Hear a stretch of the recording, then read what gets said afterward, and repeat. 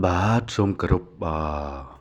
ព្រះនតរានតរៈគ្រប់ព្រះអង្គបាទសូមគោរពទៅដល់សម្ដេចទ្រង់បាទឯកឧត្តមបាទប្រិមិត្តធ្លាប់តែគេហៅថាស្គាល់រស់មិនយូរហើយអប្រុសស្អាតជាងនេះឥឡូវនេះយើងដល់ខែធ្វើបុណ្យធ្វើទានទៀតហើយណាបាទគឺបុណ្យមិបូជាគឺបុណ្យព្រះប្រិមិត្តអជាទីមេត្រីយើងបាទសង្ឃឹមថាអង្គញាឯកឧត្តមមកលើកជំទាវបាទលោកលោកតាលោកយាយបងប្អូនបងប្រុសបងស្រីណាបាទសូមអញ្ជើញធ្វើបុណ្យតនខែភ្លឺបាទខែភ្លឺតាទៅទៀតខែល្ងិតធ្វើលេងកើតហើយអញ្ចឹងសូមអរគុណ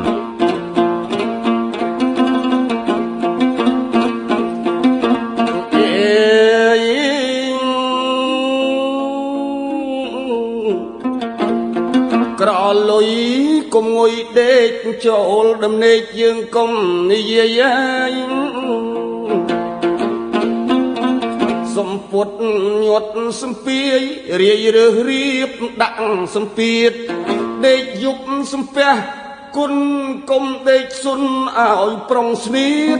ភ្លើងឆេះយប់អត្រៀតយើងកណ្ដៀតទូលប្រមូលរត់